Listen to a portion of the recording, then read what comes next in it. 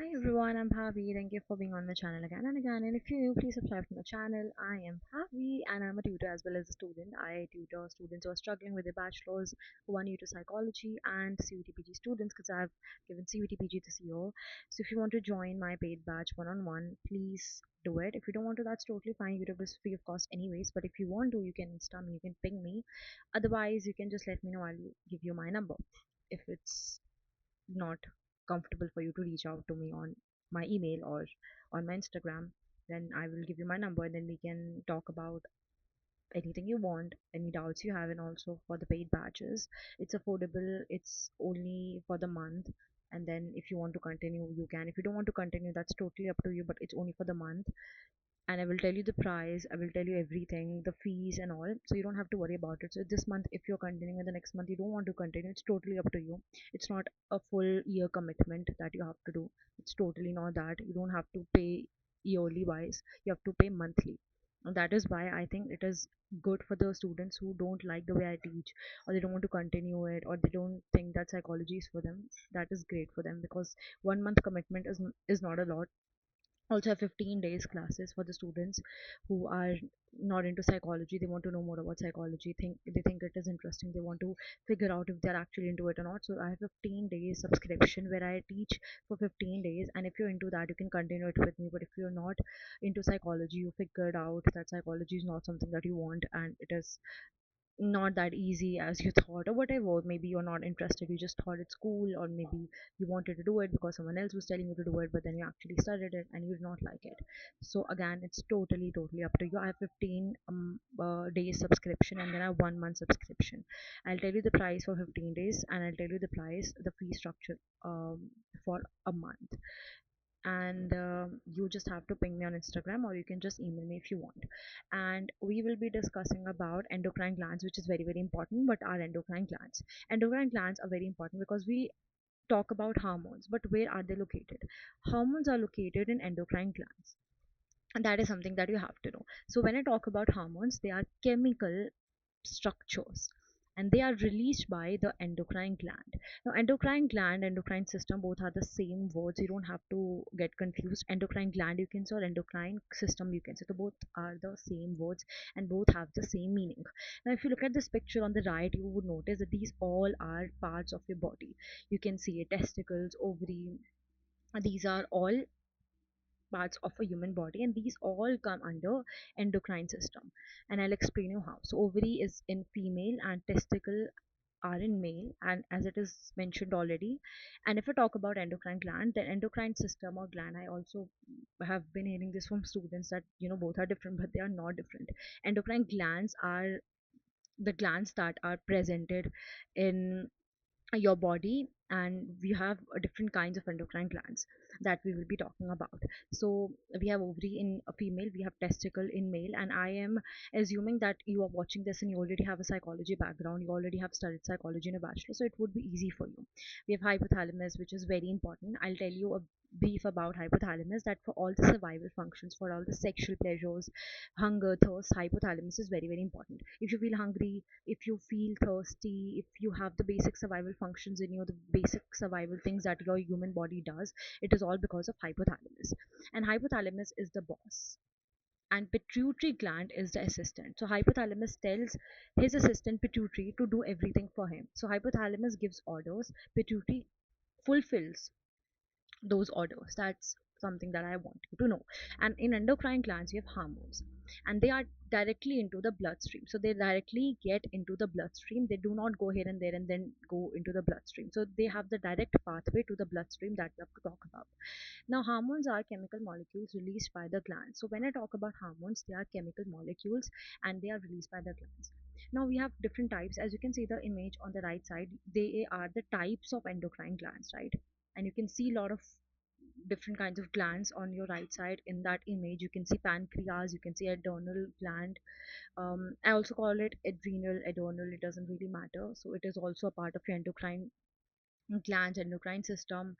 Then you have placenta is not a part of it. You don't have to study about placenta, but I think you know about it. When you get the nourishment as a baby inside your mama's womb, you when you get the nourishment, it is all because of placenta.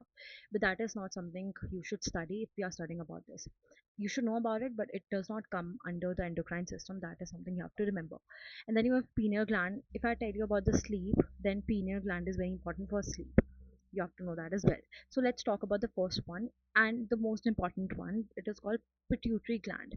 Now I call this the most important one because everything is controlled by pituitary gland. Every other endocrine gland is controlled by the pituitary gland, and it is also called the hypothalamus assistant. That's what I gave you, the metaphor or whatever you call it, the story that hypothalamus is the boss and hypothalamus gives orders to pituitary, which is his assistant, and it is also called master gland. When I talk about master gland, how is it a master gland? Because first of all, it does all the important functions, and that is why it is called the master gland. And second of all, it tells other glands to do things for the human body, and that is why it is called the master gland. And as it is mentioned here, it is controlled by hypothalamus, which is very very important. Now let's look into more about the pituitary gland. Let's dive more into it. Just give me a minute. I hope the screen is clear for you and you can see it properly. And yeah, so let's talk about pituitary. Now, I will tell you that there are two kinds of pituitary. When I talk about pituitary gland, we are not talking about just one pituitary. We have posterior pituitary and we have anterior pituitary. If I talk about posterior pituitary, then it is a pituitary which is located, I think, in the back. Again, you don't have to study this much. I do not want to go so much deep into it. I just want you to understand there are two kinds of pituitary. One is posterior pituitary and other one is anterior pituitary. What does posterior pituitary do? And it has two types. Again, if I make a cute little diagram, then I will tell you that this is pituitary. I'm sorry for the spellings. I always do mistakes in the spellings. And this is your posterior pituitary and this is your anterior pituitary. I hope this is clear to you all. Okay, that's great. Now let's look at the posterior pituitary. So posterior pituitary is very important and it stores and releases hormones.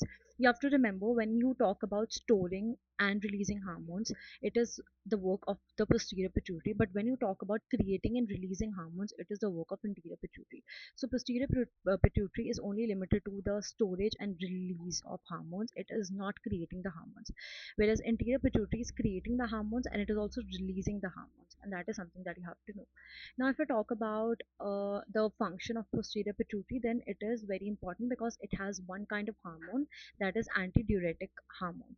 Now, if I talk about antidiuretic hormone, it is also called vasopressin, but it has other names as well. So vasopressin could not be the same in your examination. They could not ask you what is vasopressin, where does it get released. It would not be asking you in this manner. They would just change the name and they would call it ADH. So ADH is nothing but vasopressin, and vasopressin is also called antidiuretic hormone. I hope you have understood. And water reabsorption, that is very very important. So when we talked about vasopressin, when we talked about antidiuretic hormone, what does it do? It is very important for water reabsorption, right? What does it do again? Water reabsorption, it reabsorbs the water. And it is also very important for thirst and urine. So whatever thirst you have, whatever, you know, a urination you do, it is all because of your ADH, right? So when you urine, when you feel thirsty, it is all because of ADH, which is called vasopressin. Vasopressin is also very important for controlling water levels in your body. So whatever water levels are controlled in your body, if vasopressin is not there, then water levels will not be able to get controlled in your body. It will have a lot of problem, and that is why posterior pituitary is very important, and that is why ADH is also very important, which is located in the posterior pituitary. I hope that's clear to you. And what if ADH is less in a body? Okay, do not call it ADHD. It is different. It is a disorder. ADH is antidiuretic hormone released by posterior pituitary. Now, what if ADH is less? Here we are talking about the less amount of ADH. What if it is not a lot? What happens? If your ADH is less, you have diabetes and you have insipidus, which is very, very sad, very, very terrifying. If I talk about it, is very terrifying. because ADH is less and it can have diabetes insipidus. Do not forget the meaning of diabetes insipidus. Diabetes insipidus is not diabetes. It's not related to sugar. It is not the diabetes you talk about that your father has, that your grandfather has. It is not that diabetes. It is a separate disease. It happens when your ADH level is low, and it is called diabetes insipidus. I have broken down the names, right, of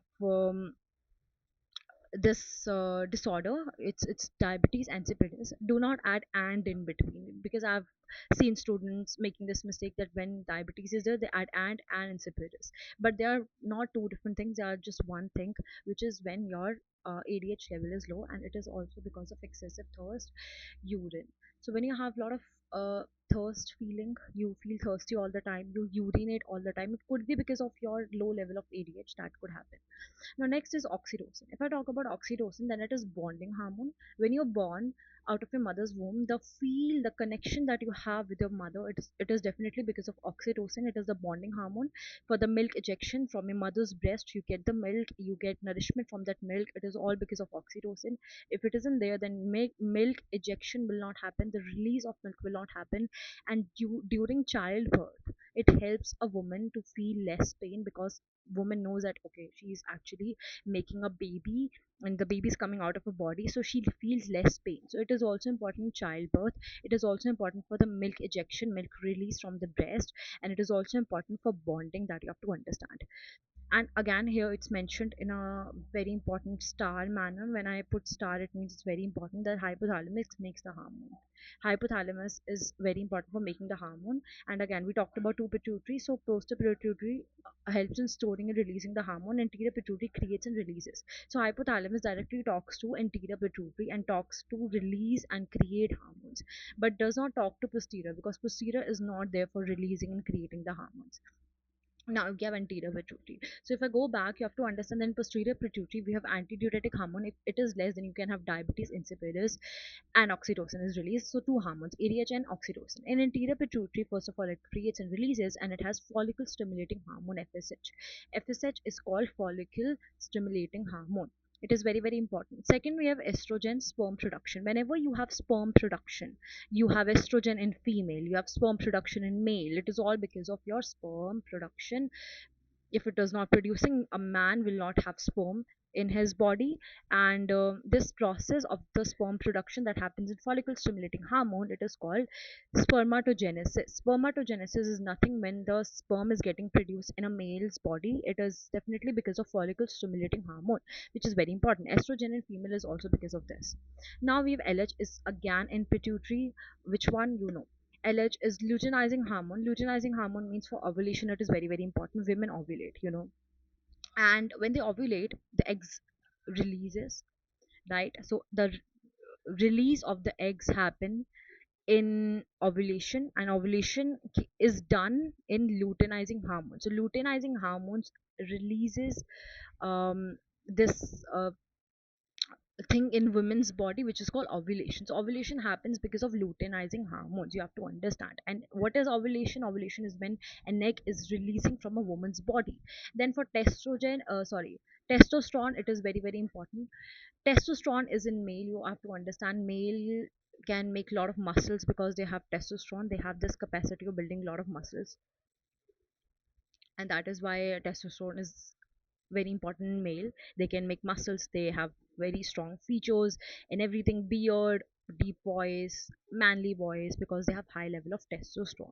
Again, I do not want to encourage this toxic masculinity. I just want to tell you that if there is a high level of testosterone, it doesn't mean that it is good. It could be an excess of it, which is again very wrong. So hormones should be in balance. If there is an excess of a particular hormone, it can harm you. It is not something that you should be proud of.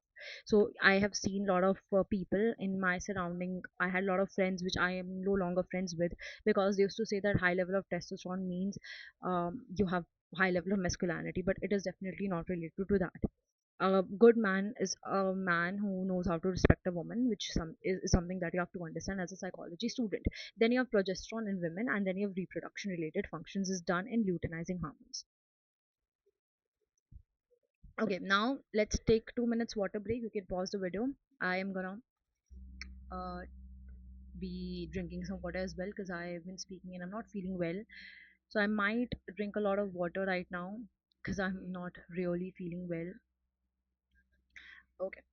But I hope you have understood everything that I've explained to you till now. I might not be able to talk properly. I might even sound nervous, but it's not because of that. It's just because of me feeling weird today. I think the weather is also very gloomy. So now we'll talk about ADH. So sorry, we talked about ADH, right? Now we'll talk about anterior pituitary. I think we've talked about anterior pituitary. We talked about follicle stimulating hormones. Yeah, I'm sorry, forgot about that. Yeah, so LH, we have luteinizing hormones. Yeah, we were just discussing about that, and we have ACTH. Now, ACTH is nothing but the full form you have to remember, of course, androcorticotropic hormone. Now, what is this hormone ACTH? ACTH is a hormone which is very important for cortisol. What is cortisol? Cortisol is a hormone which is released in ACTH, and it is a hormone for stress responses. So, whenever you feel stress, you will be releasing cortisol in your body. That is why it is not good. Again, basic level of stress is good, that your exam and you are studying for exam and you have stress about your exam. This is a very basic level of stress that you should have. If you don't have stress, then again that's very wrong because you're not getting serious about the study, serious about that particular thing that you wanted to do. And again, if you do not have stress, that's a problem. If you have too much stress, that is also a problem because you will not be able to focus. So what type of stress you should have? You should have balanced stress. When you are stressed, you should work and then don't take stress. But if you're taking a lot of stress, you will not be able to work on your things. You will not be able to focus. So you have less stress, you will not focus at all. You have too much stress, you will not be able to focus. Again, you will be overstimulated because you have so many things to do and not doing actions, you're just taking stress. So again, you should have a balanced amount of stress in your body. And ACTH releases cortisol, which is very important. It happens in fight or flight as well. When you have so much stress, you have so many commitments to do, you will be releasing cortisol in your body, which is not good, and it is a stress hormone. Now there's a pathway that is given on the right side. I'll explain in a very easy way. So this is a first pathway. Second pathway we will be talking about later, but we have first pathway which is talking about stress. And when you know stress, we have chronic stress, then only we release cortisol and high level of cortisol.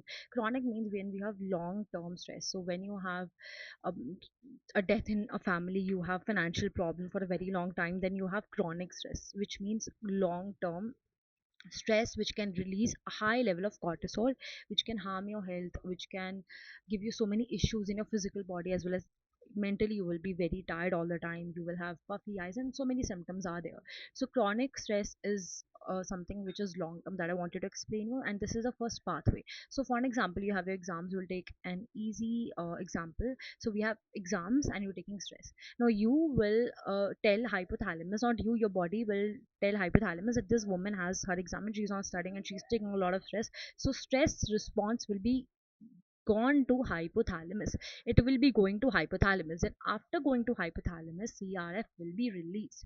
These are corticotropin releasing factors. Corticotropin releasing factors will be there after hypothalamus. So first, exam stress, it will go to hypothalamus.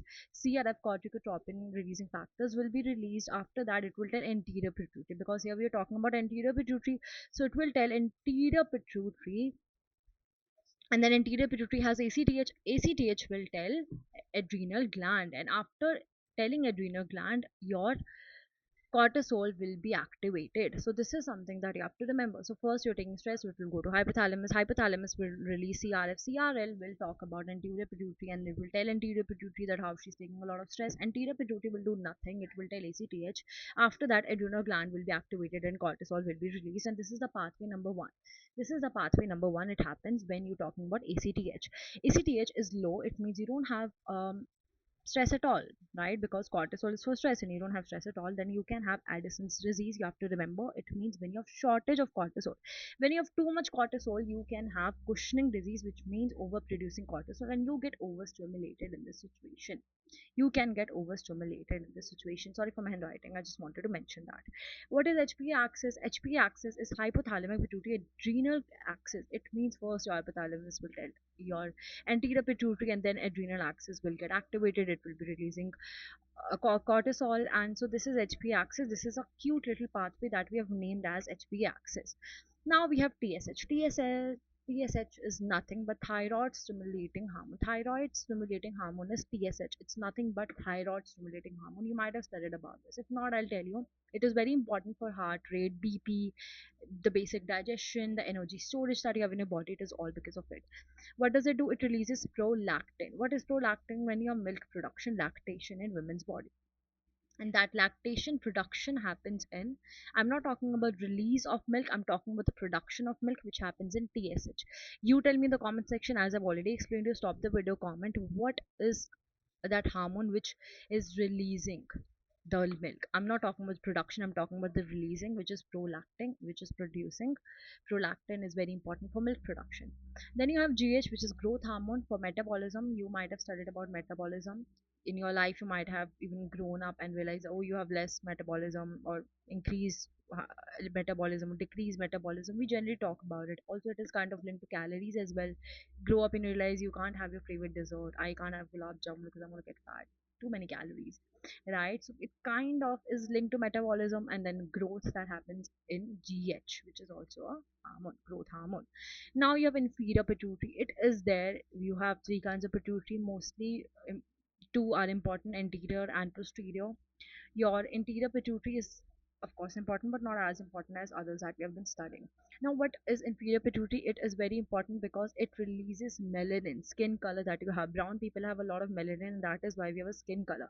White people are pale because they don't have a high amount of melanin, that you have to understand, and it is releasing that.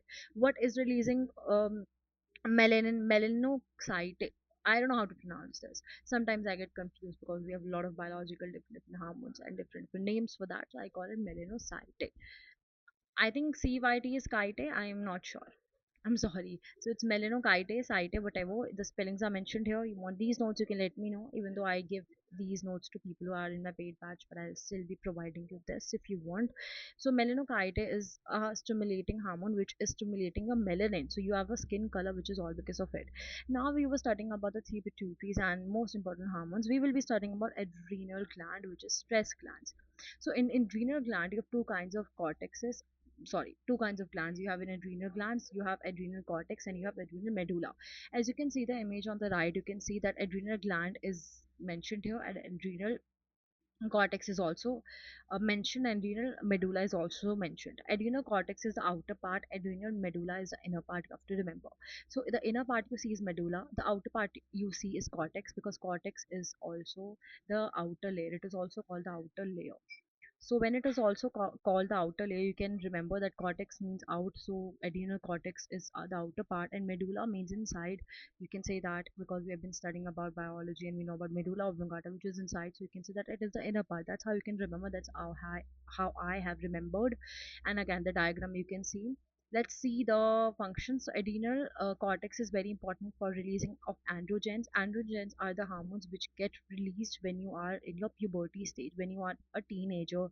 Women have pubic hair, men have pubic hair, boys have pubic hair, Adam's apple, everything, every hormone that you see, the changes in your body, you see it is all because of androgens, and it happens in puberty mostly. It's only released in your puberty, and that is why it is very important. And what releases androgens? Androgens are released by adrenal cortex. Adrenal cortex releases androgens. This is something that you have to remember. Apart from androgens, it is also important for BP, keeps your BP normal. It is very important for blood sugar because it boosts your blood sugar. What about adrenal medulla? What about medulla? Medulla is very important.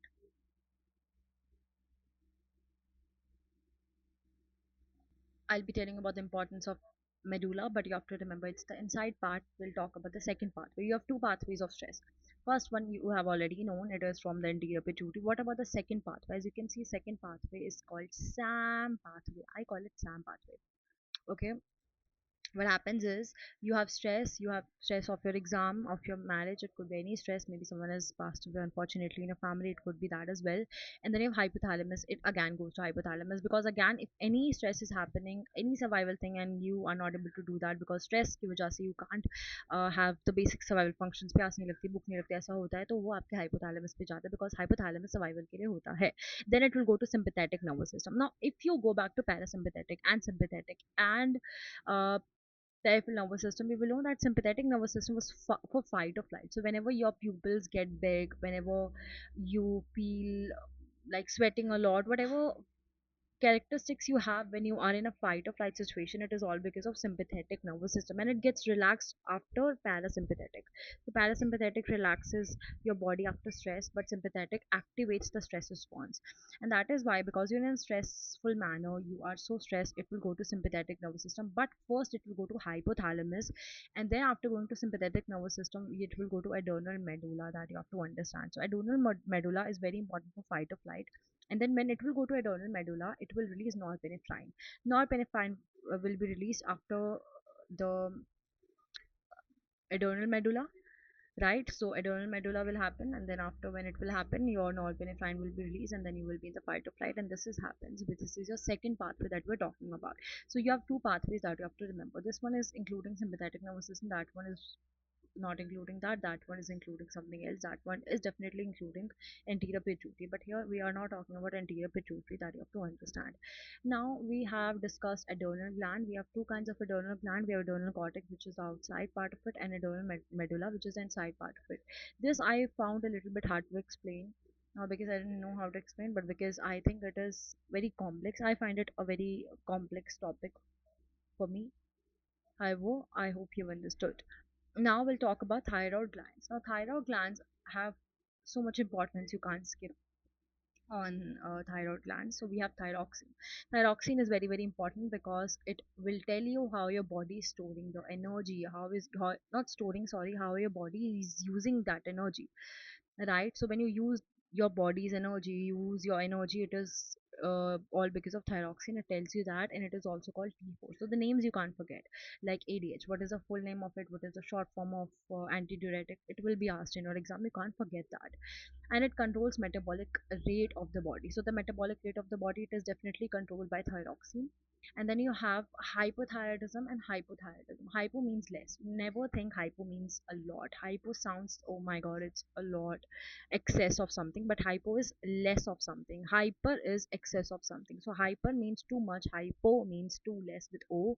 And hypothyroidism that we will be talking about. So again, you can see this difference, you can read it out. When you have hypothyroidism, what will happen to you? When you have hypothyroidism, it means you have less thyroid, right? It means you have less thyroid. So when you have hypo, it means you will have cold intolerance, decreased sweating, you will have depression and irritability, you will have irregular and heavy periods, you will have slow heart rate, brittle nails, your nails will break easily, your muscle and joint pain will happen, and your puffy face will be there, and you will gain a lot of weight. So again, this is your hypo. In hypo, you gain a lot of weight. That is something that you have to remember. In hyper, you lose a lot of weight. You have puffy eyes in both. So this thing you can remember, that in both hypo and hyper you have puffy eyes. And here you can see this diagram, Venn diagram I think it's called. And so the common ones are fatigue, insomnia, and hair loss. In both of them you have hair loss, insomnia, and fatigue. You have puffy eyes, you could have added puffy eyes in the Venn diagram as well, in the common section of it, um, where it also leads to puffy eyes. In both of the thyroidism, hypo and hyper, both will lead to hair loss, both will lead to puffy eyes. Heat intolerance will be there in your hypothyroidism. Nervous and anxiety will be there, whereas in hypothyroidism you will have constipation, and racing heart will not be there. You will have slow heart rate in hypothyroidism. And in hyper, because you have anxiety, so your heart rate will be a lot. And if you have PCOS, PMOS, whatever we call it, any problems in female body related to periods, it will lead to hypothyroidism. Yes, because you will gain a lot of weight, and it will be because of hypothyroidism that can happen in PCOD. I think the name have changed. So yeah, just think about the name. I think the name is PMOS.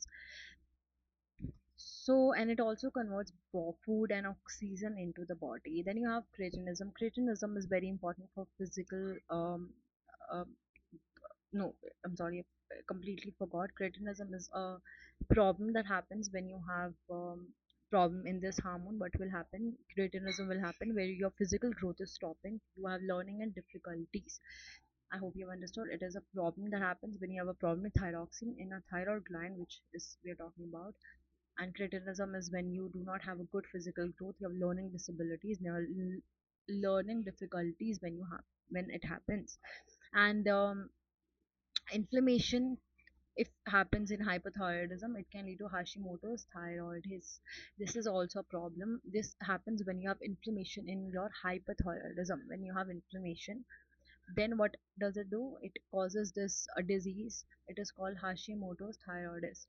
And calcitonin, what is calcitonin? It is for calcium regulation. You have calcium in your body, and for the regulation of that.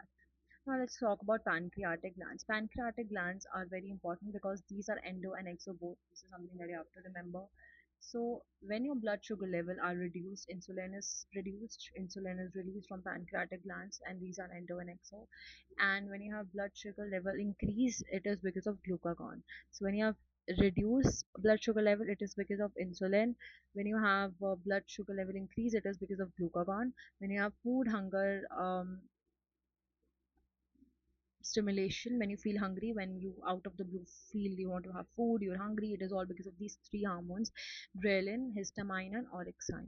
So these are three that you have to remember. And when you have reduced hunger, so when hunger is there, it is good amount of hunger in your body, it is all because of these three. As you can see, I'll mention it. Yeah. And when you have reduced hunger, it is because of leptin, it is because CCK, that is also called cholecystokinin, and it is because of glucagon. Yes, so blood sugar will increase, but hunger will decrease. Yeah, in glucagon. That's how it functions. And now we have pineal gland. Pineal gland is an epithalamus. I don't want to explain hypothalamus because it's not a part of this, but it is definitely released uh, melatonin. It is very important for releasing melatonin. Melatonin makes you sleepy at night. It is only released at night when there is darkness outside. When you have a daytime but you want to feel sleepy, you turn off your lights, and when you turn off your lights, when there is darkness in your room, you feel sleepy. So melatonin is released in the dark at night, and the pineal gland is located in epithalamus, also part of thalamus and hypothalamus. And then you have very very important part, which is controlling circadian rhythm. So it also helps in controlling circadian rhythm. And what is a circadian rhythm? We'll talk about in um, consciousness chapter. What is a circadian rhythm? But you have to remember that, like a physical alarm clock, your body has its own alarm clock. Own alarm clock. It tells you to wake up, sleep, and you get um, sleepy at a particular time. If you have been waking up at 5 o'clock, no matter how late you sleep, you will be waking up at 5 o'clock, because the circadian rhythm is like an alarm clock. So your body's alarm clock is also called circadian rhythm, which we will be discussing later on in the chapter consciousness. If you want to study more about it, I will also start the chapter consciousness, and then we will be studying about it together. Don't worry about it. But for now, you have to remember it's your body's natural alarm clock, right? Okay, now it also is linked to seasonal affective disorder. What is SAD? In short, when in winters you feel sleepy, in winters you feel gloomy because there is no sun. So when there is no sun, some people have depression, and that depression is seasonal, because once the summers are back, you don't feel depressed, you don't feel sad.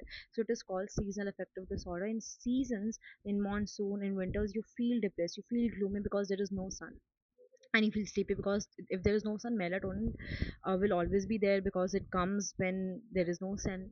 It's released in dark, and when you don't have sun, you feel tired, you feel gloomy.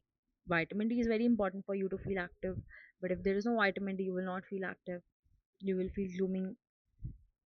And that is because of seasonal affective disorder. It is called SAD. The name itself is SAD. And then you have gonads. These are sex glands. Very, very important. Can't forget that. It is related to reproduction. Whatever reproduction processes are there, gonads can be very important for that as well. Testes are important because they produce sperm in male, and ovaries eggs in female, and that is why these are called sex glands for the sexual parts of the human being, both male and female. They are very important. Testes and ovaries is something that you have to remember. And this is something we discussed in a really quick manner, but I hope it was a good revision video for you all. I hope I was helpful to you. I am so happy to explain you this. I felt great today. Thank you so much for sticking with me till the end, and I have a surprise for you. I'll tell you the next video. Bye.